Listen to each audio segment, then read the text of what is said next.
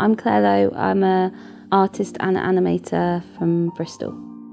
I mainly work in mixed media, so things like collage, so using found art and found objects and magazines and scraps and old photographs to create new images that express my inner world.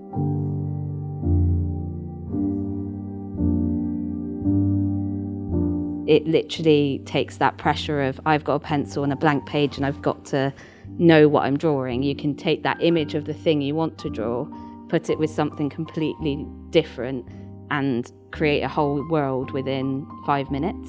And that pressure of I can't draw, I can't paint is totally removed. Anyone can do collage.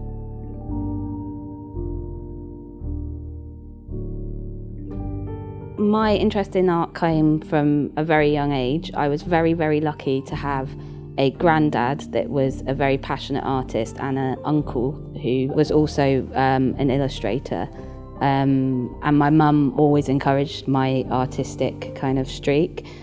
I did go to art school. I did do a degree in something called art and aesthetics. To this day, I don't know what that means. But it gave me the freedom to realise that anyone can do art and anyone can pick up any part of an artistic discipline and do their own thing with it.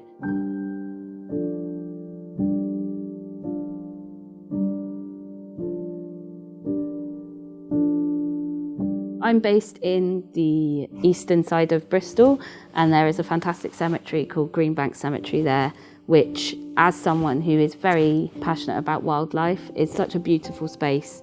There's so many birds, there's a badger set, there's foxes, and I find the juxtaposition of being in a cemetery that has so much life really interesting.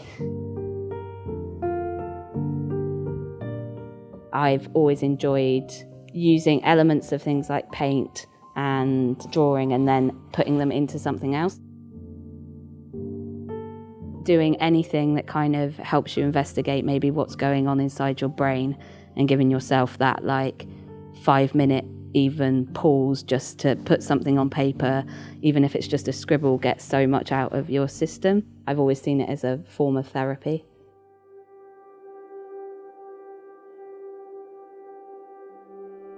I have ME, or it used to be called chronic fatigue syndrome. How it affects me is you get extreme fatigue. So my body sometimes feels, the way I put it to my family is it feels like it's on fire. So my joints and my head, I get extreme brain fog, which is where you get quite confused quite easily. And it can really affect your day-to-day life, because you can get up one day and feel fine, and then the next day it feels like your body is just totally given up.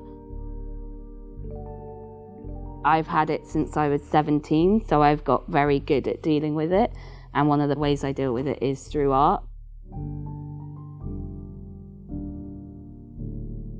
ME has always meant that I can't maybe do the long, big projects that some artists can. I'm quite limited by time and energy levels, which is why I'm very keen on things that get the results that I want quite quickly.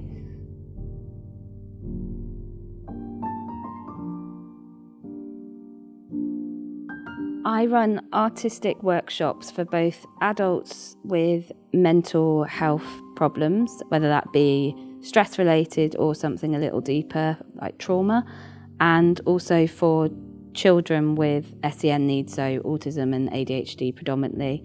Again, this comes from the place of really believing that art is therapy and trying to empower people to realise that they can do anything creatively that they put their minds to, and budget and class and ability actually doesn't matter. You can still be creative, whatever. What my art means to me is expression. It means that I can say the things that are in my head in a way that hopefully causes people to take notice, but also can make them laugh, can evoke emotion. And my art's my expression. It's what makes me me.